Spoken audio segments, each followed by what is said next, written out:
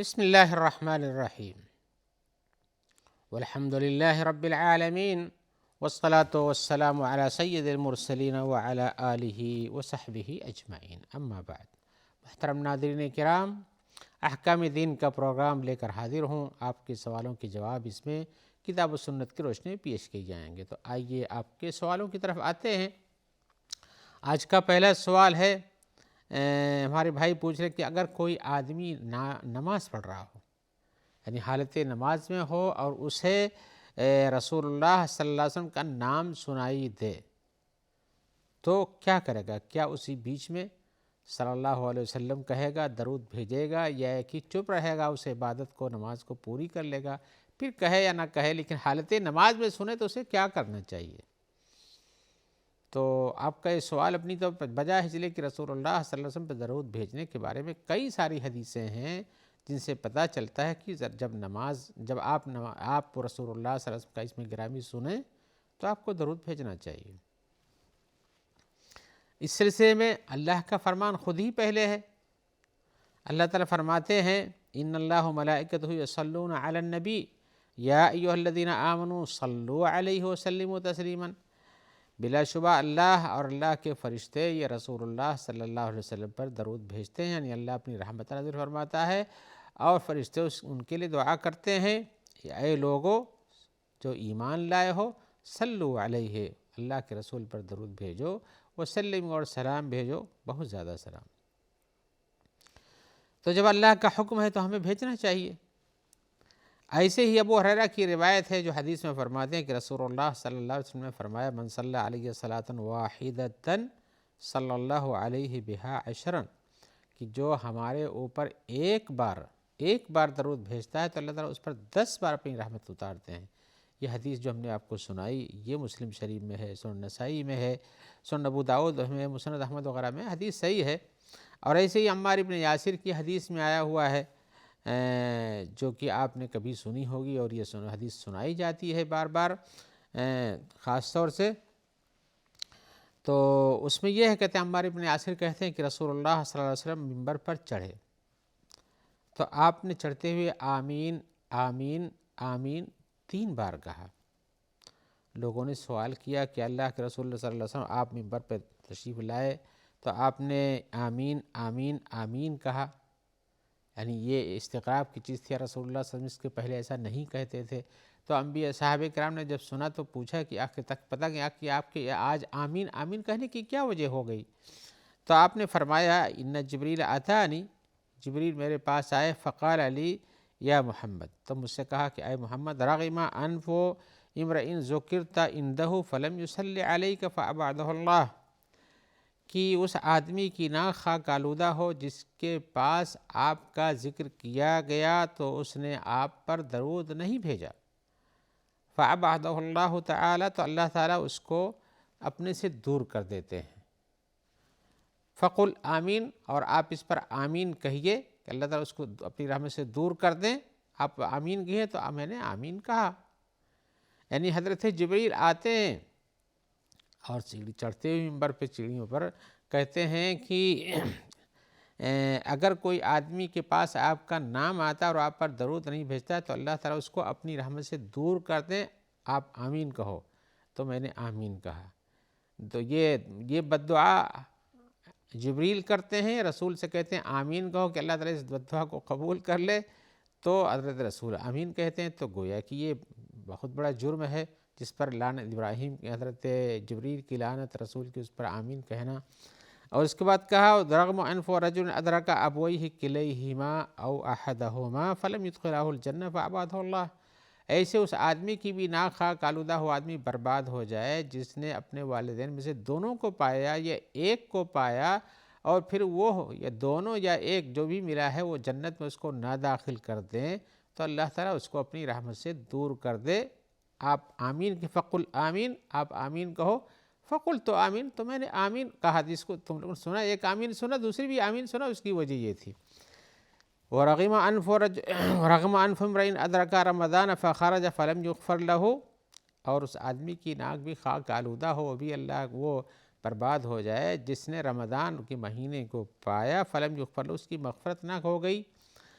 فَأَبَتْهُ اللہ، تو اللہ اس کو بھی اللہ تعالیٰ اپنی رحمت سے دور کر دے. فقل آمین، آپ آمین کہو. فقل تو آمین، تو میں نے آمین کہا. تو یہ 3 آمین اور 3 آمین کہلوانے والا کون، اور آمین اس پر جواب دینے والے آمین کہہ کے رسول اللہ صلی اللہ علیہ وسلم ممبر پہ چڑھتے آپ نے کہا. آپ نے دیکھا کہ اس روایت میں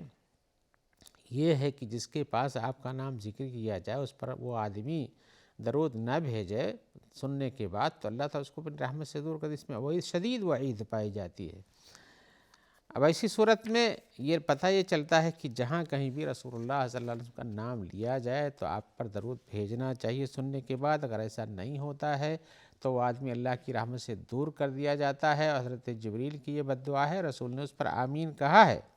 تو لہذا شرعاً یہ مطلوب ہے کہ جب بھی رسول اللہ صلی اللہ علیہ وسلم کا نام آئے تو آپ درود پڑھیں، ورنہ جبریل کی بد دعا اور اس پر رسول کی آمین، آپ اس کی اہمیت کو سمجھ سکتے ہیں کتنی اہم ہے. یعنی وہ بد دعا لگ ہی سکتی ہے، چھوٹ نہیں سکتی ہے. لہذا آپ کو شرعاً کرنا چاہیے. لیکن یہاں معاملہ یہ ہے کہ آپ اللہ کی عبادت میں منہمک ہیں، یعنی نماز پڑھ رہے ہیں جس میں بولنا، کسی کا جواب دینا یا باہر سے کسی چیز کی آواز پر آپ کا وہاں لبیک کہنا یا اس پر جواب دینا جب تک شرعاً اس کے لیے اجازت نہ دی گئی ہو، آپ کو بولنا منع ہے، بات چیت کرنا یا کسی کی بات پر جواب دینا منع ہے. تو اس لیے کہ نماز کے بارے میں تحریمها التکبیر و تحلیلها التسلیم، کہ نماز کے اندر حرام کر دینے والی چیزیں، ہر چیز کو یعنی بات چیت کرنا، چلنا پھرنا، کھانا اٹھنا بیٹھنا، یہ سب نماز کے حالات کے علاوہ یہ سب منع ہے. تو ظاہر بات ہے کہ اس حال میں آپ کو دوسرا کوئی کام یا کسی اور کی بات کا جواب دینا، آپ کو گفتگو کرنا یا اس کے بات کے کہنے پر آپ کو اس کے جواب دینا یہ جائز نہیں ہے. تو ایسی صورت میں جب آدمی نماز پڑھ رہا ہو یا قرآن مجید کی تلاوت میں ہو یا اسی طرح سے رکوع سجدے میں ہو، یہ بھی اذکار ہیں. قرآن مجید کی تلاوت کے بارے میں ایک الگ حکم ہے ویسے، تو رکوع سجدے کے اذکار میں ہو، اس طرح سے ہو تو، اور وہ رسول اللہ صلی اللہ علیہ وسلم کا نام کسی سے بولتے کہتے ہوئے سنے، تو اس پر اسے ضروری نہیں کہ وہ درود بھیجے. اس لیے کہ معاملہ کیا ہے؟ معاملہ یہ ہے کہ آدمی اللہ کے ذکر میں لگا ہوا، اللہ کی عبادت خاص میں لگا ہوا ہے، اس وقت کسی اور کی طرف توجہ اسے نہیں دینے کی ضرورت ہے.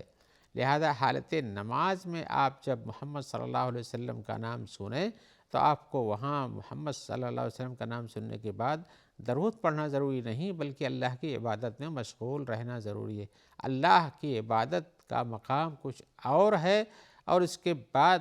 اور چیزوں کا حکم آتا ہے. لہذا نماز کے اندر آپ سنتے ہیں تو آپ وہاں جواباً درود صلی اللہ علیہ وسلم نہ پڑھیں بلکہ چپ رہیں، نماز جس میں لگے رہیں. البتہ قرآن مجید کی تلاوت کے بارے میں یہ بھی اللہ کے خاص ذکر ہے، جیسے کہ آپ تسبیح تعلیل نماز میں کرتے ہیں، یہ بھی ایک ذکر ہے. لیکن قرآن مجید کی تحریر کے ذکر میں یا قرآن مجید کی تلاوت میں آپ روک کر آیت پر پہنچ کر آپ اس کو جواب دے سکتے ہیں. بیچ آیتوں کے اندر کبھی کچھ لوگ ایسا ہوتا ہے کہ بیچ آیتوں کے اندر بلا کلام کے رب کے پورا ہوئے ایک جملہ ابھی پورا، اس کا باقی جواب باقی، اس کو چھوڑ کر کے باتوں میں مشغول ہو جاتے ہیں. یا اسی طرح سے نصیحتاً یہ بھی کہتا ہوں کہ جو لوگ جو اپنے گاڑیوں میں ٹیپ وغیرہ سناتے ہیں ان کو بیچ میں اسے بات چیت نہیں کرنا چاہیے، بلکہ تلاوت کے انداز میں مصروف رہنا چاہیے. اور اگر بند بھی کرنا ہو تو کسی آیت پر رک کے بند کرنا چاہیے، بیچ میں کاٹ دینا بیچ میں مناسب نہیں ہے. اسی لیے جو لوگ اپنے موبائلوں میں آیتوں کو فٹ کیے رہتے ہیں یہ اور بیچ میں کہیں بھی کاٹ دیتے ہیں، یہ مناسب نہیں. ایک طرح کا احترام نہیں رہ جاتا، آیتوں کا جو تقدس ہے، اس کا جو مقتضا ہے وہ ٹوٹ جاتا ہے. لہذا آپ کو ذکر الہی خاص میں عبادت یعنی نماز میں آپ کو دوسری طرف کوئی جواب نہیں دینا چاہیے، اس لیے کہ یہ رب کی عبادت ہے. اور اگر اس رب کی عبادتوں کے اور بھی درجات ہیں، جیسے آپ ذکر میں لگے ہوئے ہیں، کہیں جا رہے تسبیح کر رہے ہیں تو اس کو روک کے جواب دے سکتے ہیں. قرآن مجید کی تلاوت کریں تو آیتوں پر پہنچ کر جواب دے سکتے ہیں، بیچ میں آیتوں کا کاٹ دینا مناسب عمل نہیں ہے. آئیے ہم ایک اور سوال کی طرف آتے ہیں. سوال میں ہمارے بھائی پوچھ رہے ہیں کہ اگر کوئی آدمی ہے جو بیمار ہے اور اپنی بیماری کے اندر اگر کوئی اس کی زیارت کے لیے جاتا ہے یا اپنے اس کے گھر والے ہیں یا اس کے دوست احباب ہیں تو ان سے اپنی تکلیف کی شکایت کرتا ہے، اپنی بیماری کی شکایت کرتا ہے، تو کیا یہ شکایت کا مطلب یہ سمجھا جائے کہ وہ اللہ کے قضاء اور قدر سے راضی نہیں ہے، یا کہ یہ شکایت کرنا درست ہے اور قضاء و قدر سے ناراضگی کی خلاف ورزی نہیں ہے؟ تو ہم کہیں گے پہلے بھائی دیکھیے، بیماری اور بیماری میں ابتلا یا کسی بھی تکلیف میں مبتلا ہونا یہ اللہ کی قدر سے، اور ہم مومن انسانوں کو اللہ کی تقدیر پر راضی رہنا چاہیے۔ ایسا نہیں ہو کہ ہم اس سے اپنے آپ کو کہیں کہ نہیں یہ ہم کو پسند نہیں اور ہم کو وہ پسند نہیں اور یہ ہم ہی کو ایسا کیوں ہو گیا، اور اللہ تعالیٰ کیا ہمارے علاوہ کوئی نہیں ملا۔ کچھ ایسے بھی ہوتے ہیں جو کچھ تکلیفوں پر ایسی بھی شکایتیں کر جاتے ہیں اللہ تعالیٰ کے بارے میں کہ ہمارے علاوہ اور کوئی نہیں ملا تھا، کیا ہم نے گناہ کیا، اور فلاں تو اتنا گناہ کرتا اس کو نہیں ہوا اور ہم کو کیوں ہوا، اور بہت ساری باتیں ہوتی ہیں۔ آپ جانتے ہوں کہ میں ان کی تفصیل میں جا کر کے اور نہیں مزید پیش کرنا چاہتا کہ کیا کیا کہہ جاتے ہیں، لیکن آپ کا یہ سوال کہ کیا یہ ہے اللہ کے قضاء سے عدم رضامندی پر مبنی ہے یا ایک اس طرح کی شکایت جائز ہے؟ تو پہلے یہ سمجھنا چاہیے کہ اللہ تعالیٰ کا جو بھی کام ہے وہ اللہ کی حکمت سے خالی نہیں ہے۔ اللہ ہر چیز پر قادر ہیں اور اپنے ہر کام میں حکیم ہیں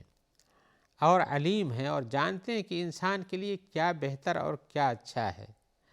تو اللہ تعالیٰ اگر کسی کو کسی چیز میں مبتلا کرتے ہیں تو یہ نہیں سوچنا چاہیے کہ اللہ تعالیٰ کی طرف سے یہ فیصلہ آپ کے حق میں غیر درست ہے، معاذ اللہ یہ تصور غلط ہے۔ لہذا مومن وہ ہوتا ہے جو بلاؤں پر صبر کرتا ہے اور اس صبر کے بدلے میں اللہ تعالیٰ سے ثواب چاہتا ہے۔ آپ نے یہ حدیث بار بار شاید سنی ہوگی کہ مومن کا معاملہ ہر جگہ درست، اللہ تعالیٰ اس کے ہر کام سے راضی ہیں، جب اس کو کوئی مشکل پہنچتی، کوئی تکلیف پہنچتی تو صبر کرتا ہے، تو یہ بہتر ہے، اور جب اس کوئی چیز کو خوشی کی پہنچتی ہے تو شکر ادا کرتا ہے، اور یہ بھی اس کے لیے بہتر ہے۔ تو مومن کا معاملہ ہر حال میں درست ہی درست ہے۔ تو آپ کو اگر تکلیف پہنچی ہے تو اس پہ صبر کرنا ہی آپ کے لیے مناسب ہے، غلط نہیں ہے، اور وہ صبر ہی درست ہے۔ مومنوں کی صفات میں اللہ تعالیٰ نے فرمایا ہے کہ ہم ان کو آزمائیں گے۔ سورہ بقرہ کی آیت نمبر 155 سے 157 تک آپ پڑھیے، آپ کو ملے گا کہ اللہ تعالیٰ فرماتے ہیں، میں صرف ترجمہ کر دیتا ہوں، کہ ہم ان کو ضرور آزمائیں گے کچھ چیزوں میں سے، کچھ ڈر پہنچائیں گے، کچھ بھوکمری پہنچائیں گے، اور اس طرح سے نقص من الاموال والانفس، اور ان کے مالوں میں سے اور ان کی جانوں میں سے کم کر دیں گے، ان کے پھلوں اور کھیتیوں کے جو پھل نکلتے ہیں اس کو کم کر دیں گے۔ وبشر الصابرین، اور ان مصیبتوں پر صبر کرنے والوں کو بشارت دے دیجئے۔ اور آگے اللہ نے فرمایا الذین اذا اصابتہم، آیت نمبر 156 میں فرمایا وہ لوگ جن کو جب کوئی مصیبت پہنچتی ہے تو کہتے ہیں انا للہ و انا الیہ راجعون، ہم اللہ کے لیے اور اللہ کی طرف لوٹ کر جانے والے ہیں۔ اولئک علیہم صلوات من ربہم ورحمۃ واولئک هم المہتدون، اور آیت نمبر 157 میں یہ ہے کہ ایسے ہی لوگوں کے لیے اللہ کی جانب سے صلوات ہیں، رحمت مغفرت ہے اور رحمت ہے، اور وہی لوگ ہدایت پانے والے ہیں۔ تو صبر کرنے والوں کا مقام بہت اونچا ہے، تو صبر کرنا ایک بہت بڑی عظیمت کی بات ہے، اور اس کے درجات بہت بلند ہیں۔ اللہ کی طرف سے مغفرت اور رحمت اسی کو ملتی ہے، ان کو بشارت کے لیے اللہ نے حکم دیا ہے۔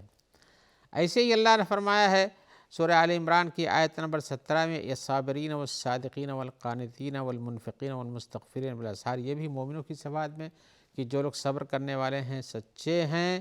اور اللہ کی اطاعت کرنے والے ہیں، خرچ کرنے والے ہیں، اور صبح کے سحر کے وقت میں اللہ کے سے مغفرت طلب کرنے والے ہیں۔ ایسے ہی اللہ تعالیٰ نے صابرین اور صابرات کے بھی بتایا، اور صاحب بتائیں کہ وہ صبر کرنے، مومنوں کی صفات میں صبر کرنے والے مرد ہیں، صبر کرنے والی عورتیں ہیں، یہ سورہ احزاب کی آیت نمبر 35 میں ہے۔ تو ان آیتوں سے پتہ چلتا ہے کہ اللہ تعالیٰ صابروں کی مدح کرتے ہیں، اور اسی طرح سے ان کی تعریف کرتے ہیں، ان کے لیے جو ثواب مقدر کر رکھا ہے، جو فضیلت مقدر کر رکھی ہے وہ بھی بتاتے ہیں، اور یہ اس وقت حاصل ہوتا ہے جب انسان اس پر یقین کے ساتھ صبر کرتا ہے اور اللہ کی رحمتوں پر اعتبار کرتا ہے، اور اللہ کے قضاء و قدر پر کے فیصلے پر خوش رہتے ہوئے اس کو قبول کرتا ہے۔ اب آدمی اس پر یقین کرتے ہوئے اگر کرے تو بلاؤں پر صبر کرنا آسان ہے، اس لیے کہ مومن کی زندگی یا کسی کی بھی زندگی دنیا میں دائمی نہیں ہے، اور مومن کی زندگی چند دنوں کی جیسے اس کو معلوم ہے تو صبر کر کے پھر آخرت کی ایک بہترین زندگی کا طلبگار ہوتا ہے تو اس کے لیے بہتر پایا جاتا ہے، لیکن اس حال میں اسے صبر کے ساتھ اپنے رب سے التجا کرنا چاہیے، مشکلات کو ختم کرنے کی دعا کرنا چاہیے، رب سے دعا کرنا، تضرع و الحاح و زاری کرنا یہ غلط نہیں ہے۔ تو ایسا انبیاء کرام نے بھی کیا ہے، ان کو مصیبت پہنچی تو انہوں نے اللہ سے شکایت کیا کہ اللہ تعالیٰ ہم کو ایسے ایسے اللہ تعالیٰ ہم کو نجات دو، تو اللہ تعالیٰ سے شکایت کرنا یہ صحیح ہے۔ اللہ تعالیٰ شکایت بمعنی اس معنی میں ہے کہ ہم اللہ سے چاہتے ہیں کہ ہم کو اس سے نجات ملے، یہ نہیں کہ ہم ناراضگی ظاہر کرتے ہیں۔ دیکھیے حضرت ایوب کے بارے میں آپ نے سنا ہوگا اور صبر ایوب کے بارے میں بھی سنا ہوگا، تو جب صبر ایوب کے بارے میں سنا ہے تو صبر کرنے کی آپ کو بھی ہمت رکھنی چاہیے۔ حضرت ایوب نے بھی اپنی اس مشکل کے باوجود بھی رب سے پکارا اور کہا، انہوں نے کہا اللہ کا فرمان ایوب اذ نادى ربه انی مسنی الضر وانت ارحم الراحمین، اور ایوب جب انہوں نے پکارا اپنے رب کو انی مسنی الضر کہ مجھے تکلیف پہنچ گئی ہے اور آپ ارحم الراحمین ہیں، تو اللہ تعالیٰ نے ان کی دعا کو قبول کیا، فاستجبنا له، ہم نے ان کی دعا قبول کیا، فکشفنا ما به من ضر، ان کی تکلیف کو ہم نے ختم کر دیا، اور اس کے ساتھ فرمایا اللہ وآتیناہ اہلہ مثلہم معہم رحمۃ من عندنا، اور ہم نے ان کے مال و اولاد کو دوبارہ عطا کر دیا اور اس سے اسی طرح کا اور بھی دیا، یہ ہماری طرف سے رحمت تھی، وذکر للعابدین، اور اچھے لوگوں کے لیے یہ نصیحت کی بات تھی۔ ایسے ہی یونس کے بارے میں، یونس بن متیٰ کے بارے میں جن کو ذُنُّون کہا گیا ہے، قرآن مجید میں یونس کا نام بھی آیا ہے، وَذَنُّونِ اذ ذَهَبَ مُغَاضِبًا، اور مچھلی والے حضرت یونس کا قصہ آپ نے سنا ہوگا کہ قرآن دادی ہوئے، کشتی سے ڈال دیے گئے، مچھلی کے پیٹ میں گئے، باہر آئے، اس طویل قصے کے وہ آپ جانتے ہوں گے، بارہا سنا ہوگا آپ نے، تو کہتے ہیں اللہ تعالیٰ فرماتے ہیں فَظَنَّ أَن لَّن نَّقْدِرَ عَلَيْهِ، جب وہ ناراض ہو کر گئے اپنے بستی والوں سے تو یہ سوچا کہ اب تو ہم نکل گئے، ان بستی کے درمیان نہیں رہیں گے، تو یہ گمان کیا کہ ہم قدرت نہیں رکھتے ہیں، تو ہم نے پھر ان کو بچایا، تو اس طرح سے انہوں نے کہا لا الہ الا انت سبحانک انی کنت من الظالمین، تو اس دعا کے ساتھ اللہ نے ان کی بھی دعا قبول کیا۔ تو حقیقت یہ ہے کہ آپ دعا کیجئے، صبر کیجئے اور اللہ سے شفا کی دعا کیجئے، اور اگر اپنے گھر والوں سے آپ کہتے ہیں کچھ تو یہ چیز خلاف آیات نہیں، اس کے آپ کے کہنے کی کئی نسبتیں ہو سکتی ہیں، اپنے دوستوں شکایت کی، دوستوں سے کہنے کی کئی شکلیں بن سکتی ہیں، ان کی تفصیل ہم کسی اور ملاقات میں آپ سے کریں گے، اس لیے کہ ہمارے بہت سے بیمار اپنی بیماری سے تنگ آ کے بہت طرح کی شکایتیں کرتے ہیں، اور یہ کہتے ہیں کہ ہم جان اپنا دینا چاہتے ہیں اور ہمیں شکایت ہے اور ہمیں کوئی تکلیف کیوں ہے، تو یہ چیزیں مومن کے لیے مناسب نہیں ہیں، لہذا ان سب چیزوں میں بڑی احتیاط کی ضرورت ہے اور صبر کی ضرورت ہے، اور اللہ سے دعا اور شفا طلب کرنے کی ضرورت ہے۔ آئیے اس مسئلے کو ہم تھوڑا تکمیل نہیں کر پا رہے ہیں، لیکن ہم کسی اور ملاقات میں آپ سے اس کی تکمیل کر دیں گے، جب تک کے لیے اجازت چاہتے ہوئے دعا کرتے ہیں کہ اللہ تعالیٰ مشکلات سے آپ کو نجات دے اور اپنی عافیت میں رکھے اور بلاؤں سے نجات دے، اور ہمارے جو بھائی آپ تک ان پروگرام کے پہنچانے میں گے تعاون دیتے ہیں، اللہ تعالیٰ ان سب کا تعاون فرمائے، ان کو بھی عافیت دے، اور اللہ تعالیٰ سب کو بلاؤں اور مصیبتوں سے بچائے کے رکھے۔ والسلام علیکم ورحمۃ اللہ وبرکاتہ۔